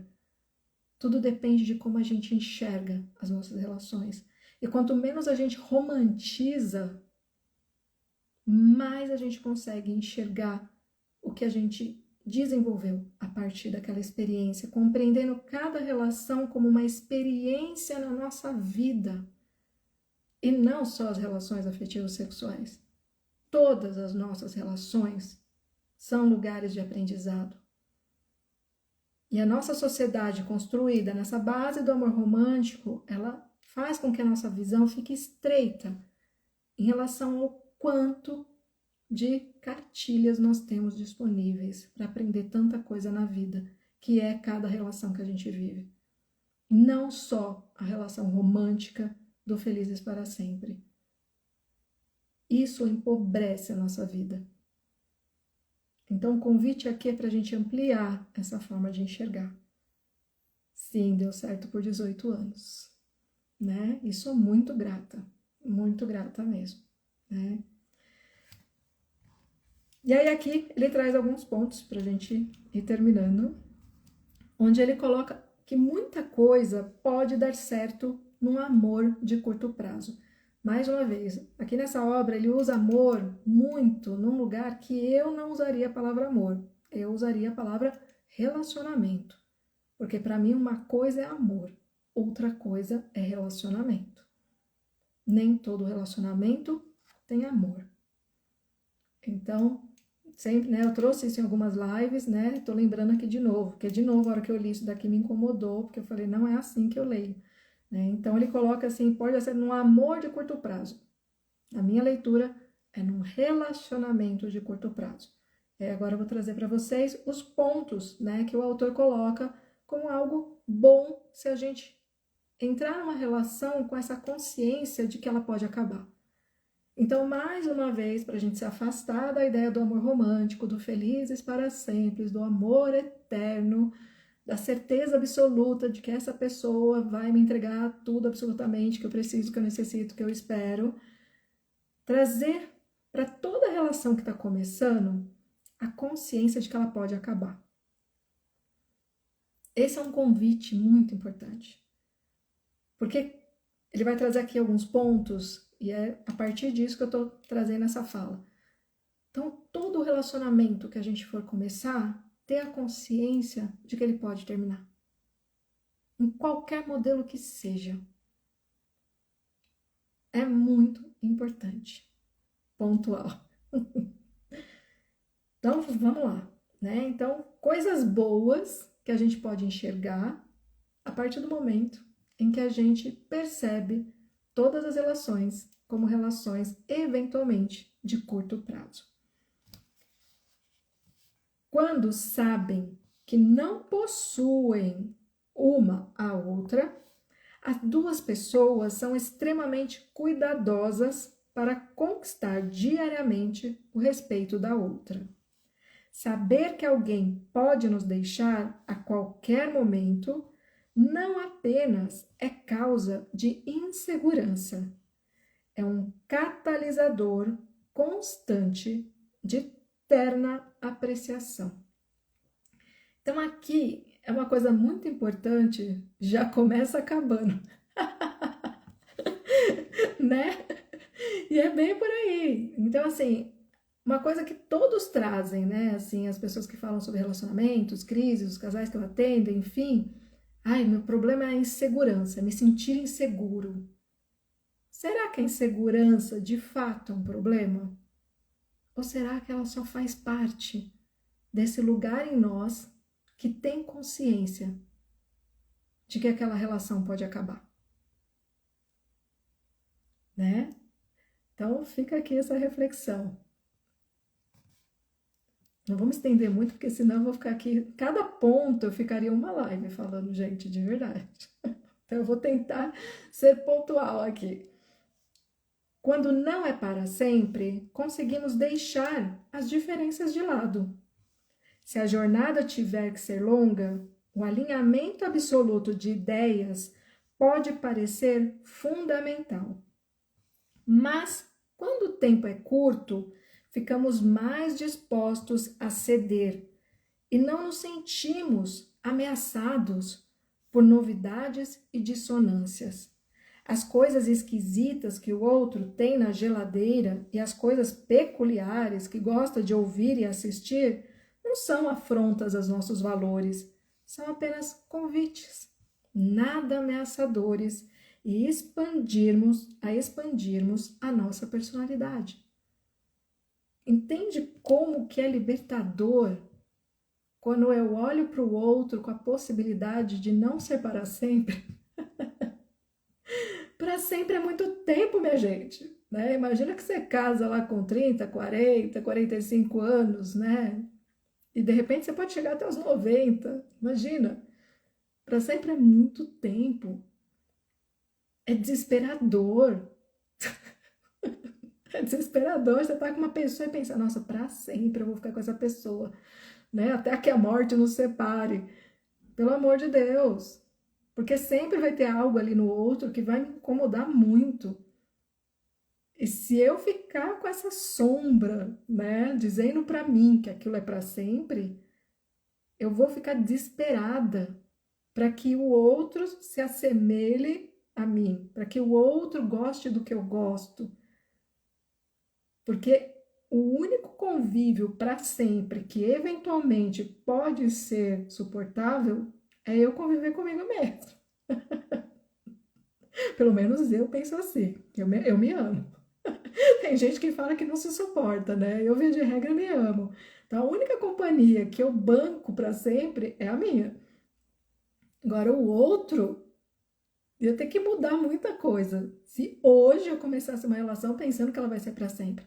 Mas, se eu começo uma relação agora e penso, vamos ver. Vamos ver para onde vai isso daqui. Vamos fazer ser divertido. Vamos fazer ser leve. Sendo leve o que for, né? Porque esse leve também, hoje em dia, a gente tem que tomar cuidado. O que falam que é uma relação leve, né? Então, olhar para essa possibilidade, né? Dessa construção diária do hoje. Então, hoje a gente está junto. Então, como que a gente faz hoje ser gostoso? Deixa eu ver o que tem de interessante nesse outro. E sem perceber, muitas vezes, eu vou estar mudando coisas em mim espontaneamente. E não por desespero. Ai, já tô lendo que já tô rindo. Concordo com você, dizia o mesmo há 20 anos atrás, quando me separei de uma relação de 14 anos. Me achavam louca, não é? Quando me entreguei a uma paixão, casando no mesmo dia. Estamos juntos faz 20. Que história linda! Gente, eu adoro essas histórias. Adoro, né? Porque realmente, essas histórias existem. Vocês estão vendo aqui ao vivo, né? Existem histórias que provam tudo isso. Que maravilhoso! Gratidão, gratidão por você trazer, porque realmente é muito bonito, gente. Imagina alguém roncando até que a morte separe. Pois é, né? Então você vai lá e dorme com a pessoa começa a roncar, e você pensa, meu Deus, é até o final da vida com essa pessoa roncando no meu ouvido, né? Então é sobre isso, né? Sobre a gente conseguir ter esse olhar do agora, né? Como que tá hoje? Vamos viver isso aqui hoje? Hoje a gente tá junto, hoje a gente tá bem. Hoje é isso que temos, hoje é isso que somos. E o que que a gente faz de melhor com aquilo que temos e que somos hoje? E o para sempre deixa para os contos de fada. Que, aliás, nem os contos de fada tem para sempre, né? Então deixa para o amor romântico mesmo, né? Deixa lá, no imaginário coletivo. Mas se afasta dele, se você quiser ter uma relação realmente saudável. É sobre isso. Tcharam! Nossa, gente. Eu não vou ficar falando muito não, porque senão a gente vai terminar. E eu quero terminar hoje, Já estendeu bastante. Gente, já passei das 9h30, já vai dar 10 horas. Mas vamos lá. Hoje eu vou ter que estender mesmo, porque depois a gente só tem mais duas datas para fazer live. Pouquíssimas pessoas se saem bem quando observadas de perto. 24 horas por dia, no espaço limitado, talvez essas simplesmente não sejam as condições ideais para despertar o melhor de algumas pessoas. Para surgir, nosso lado interessante e generoso talvez precise do próprio quarto e do próprio banheiro, de algumas horas de solidão, de algum espaço para ler e pensar, de uma série de refeições solitárias, fitando a janela à toa sem ter de explicar como nos sentimos. Essa não é a marca do mal, é apenas algo necessário para sermos a melhor versão de nós mesmos. Então, isso aqui também, né? A gente tem o nosso próprio espaço, muitas vezes, né? Eu lembro nessa relação que eu fiquei bastante tempo, que a gente morava junto, né? E que tinha filhos, enfim, em casa. Em muitos momentos, realmente, para mim, foi um lugar muito sufocante, né? Em muitos momentos, eu implorava, pelo amor de Deus, pega essas crianças e vai para algum lugar e me deixa sozinha. Eu só preciso ficar sozinha, né? Eu só preciso conseguir ir ao banheiro sem ninguém bater na porta, né? Então, assim, para mim, particularmente, foi uma experiência em muitos momentos extremamente sufocante, porque eu sou uma pessoa que eu gosto de ficar sozinha. Eu não gosto de ficar sempre sozinha, mas eu gosto de ficar sozinha, né? Eu fico bem sozinha. Eu gosto da minha companhia. Então, eu sentia muita falta desse lugar. Então, para algumas pessoas pode ser realmente um lugar que prejudica muito a relação quando ela se vê obrigada, né, a estar o tempo inteiro naquele ambiente coletivo, naquele ambiente com o outro. Então, a gente poder ter esses lugares de respiro e saber que sim, é normal querer isso, né? E tem pessoas que são o contrário, tem pessoas que não conseguem ficar sozinhas, né? E via de regra, uma se relaciona com a outra, né? Sempre uma grande escola. Casei com 14 anos, vivemos 14 anos juntos até que a morte nos separou. Hoje sou casada há 16 e quero que seja para sempre. Você não mudou muito de criança. Ai, que linda! Eu fiquei olhando aqui. Ai, gente, como que era o seu nome? Eu esqueci seu nome. Olha que loucura. Que eu lembro que você tinha um nome do perfil que era diferente. Gente, que linda! Ela só me conhece desde bebê. Só isso. As coisas que acontecem nesse mundo virtual, né? Adoro. Eu sei, eu lembro que você é minha babá, que você me encontrou no Facebook. Aqui, gente, agora é hora de bater papo. Mas eu esqueci o seu nome. Esqueci mesmo. Ai, que vergonha. Esqueci. Obrigada, amada. Obrigada. Tô tentando lembrar o seu nome. Não lembro, gente. Eu falei de você esses dias, de verdade. O quanto foi importante tudo que você me falou quando a Vilma. É isso mesmo. Gente, tem noção que apareceu minha babá, né? A Vilma, né? Ela me encontrou no Facebook faz uns anos e eu fiquei muito emocionada, né? Ela falando de mim quando ela é criança. Que gostoso. Seja bem-vinda, Vilma. O que torna as pessoas difíceis e acaba com os relacionamentos quase nunca são as pessoas envolvidas. É o que tentamos fazer com elas. Olha que interessante essa frase, né? O que torna as pessoas difíceis e acaba com os relacionamentos quase nunca são as pessoas envolvidas.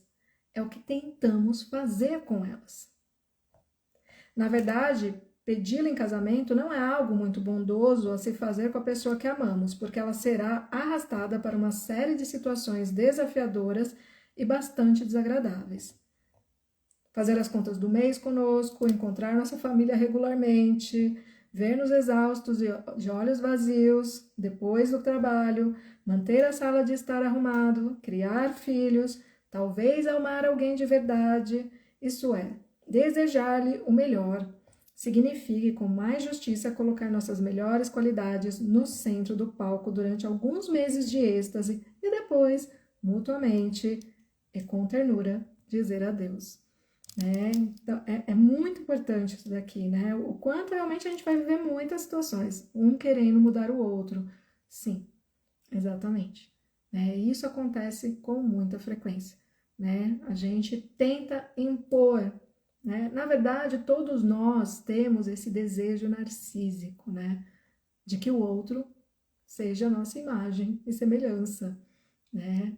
É muito louco, né? Porque é isso que a gente tenta numa relação quando a gente está imaturo, quando a gente então não tem um certo nível de consciência, né? A gente busca fazer com que o outro goste do que a gente gosta, faça o que a gente gosta, né?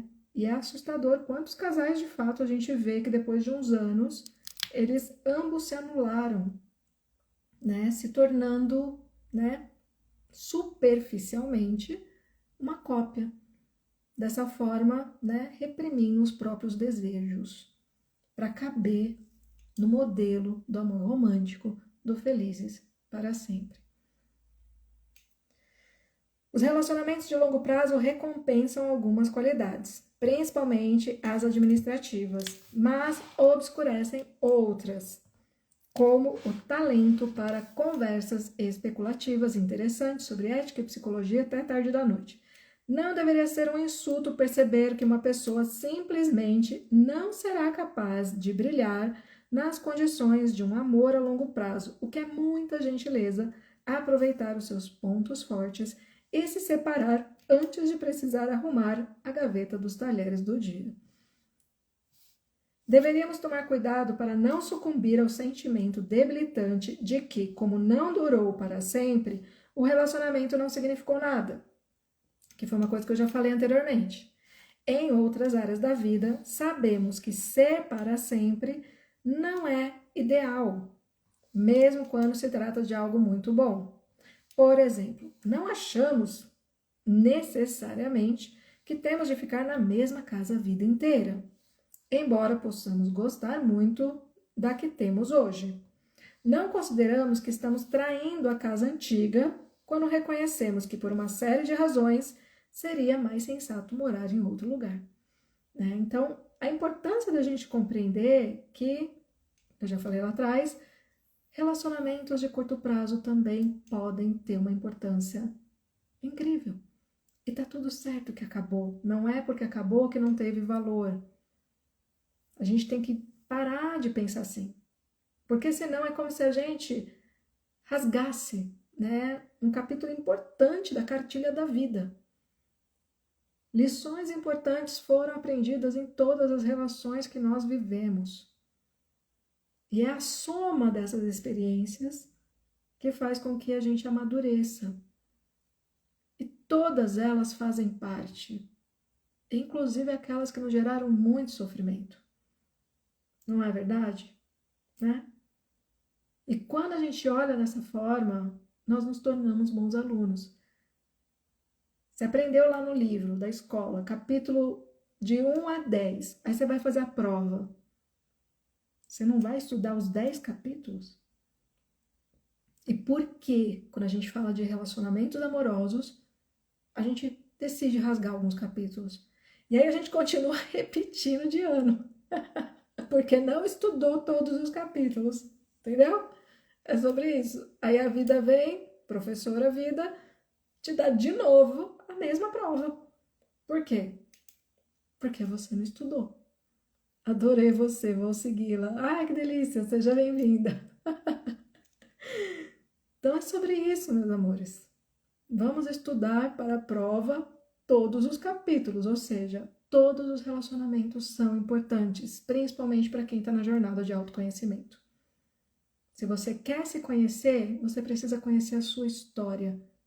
E a sua história é composta de tudo que te aconteceu. Não só do que foi bom, do que foi ruim, e muito menos não só sobre aquilo que diz respeito a relacionamentos que duraram muito. Os relacionamentos que seja de uma semana. Eu tenho uma história, na verdade eu tenho várias histórias, mas eu tenho algumas histórias de encontros, de pessoas que eu conheci, que eu saí uma vez. E que esses encontros, pelo fato de eu ter essa consciência, essa forma de viver minha vida, eles viraram do avesso muitas verdades que eu tinha sobre mim. E foi um encontro.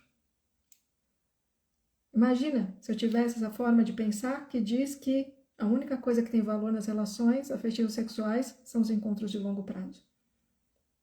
Eu teria perdido uma chance incrível de aprendizado. Que, graças à minha consciência e maturidade, eu consegui absorver. Então, convido todos a resgatarem esses capítulos que vocês estão rasgando e levarem para a terapia de vocês.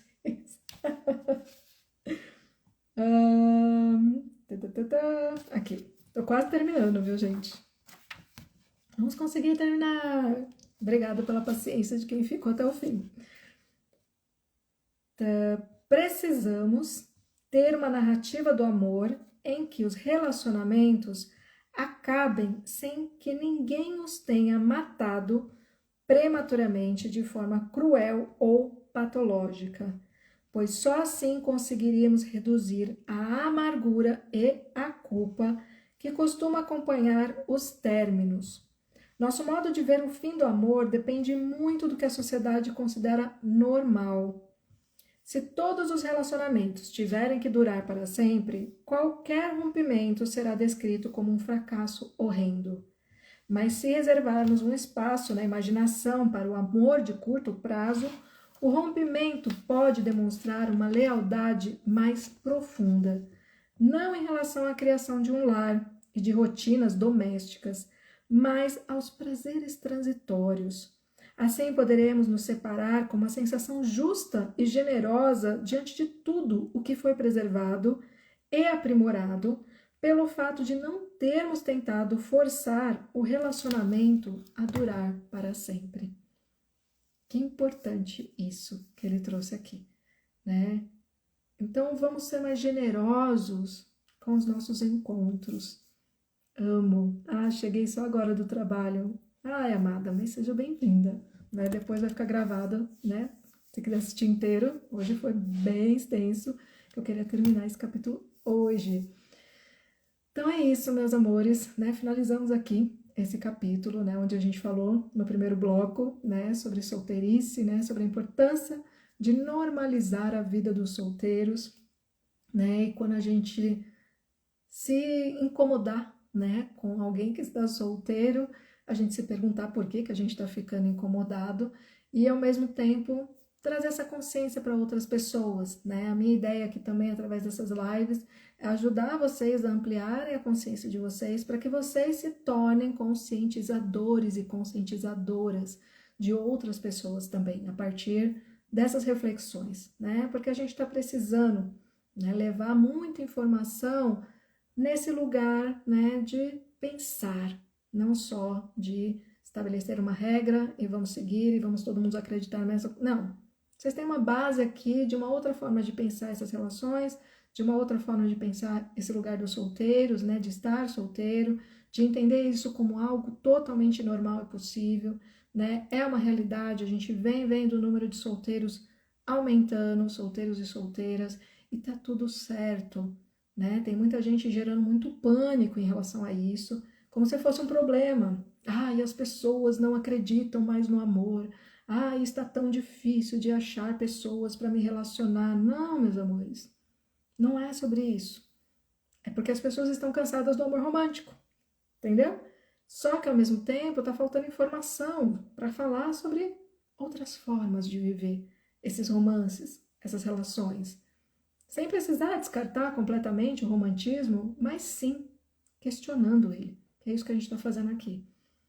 E ao mesmo tempo também, né, a gente falou sobre a questão dos términos, compreendendo a importância dos relacionamentos de curto prazo e a importância da gente entrar em todas as nossas relações com essa consciência primária de um ser humano maduro, que é o fato de aquela relação, por mais que possa ser incrível esse encontro, ele pode acabar a qualquer instante.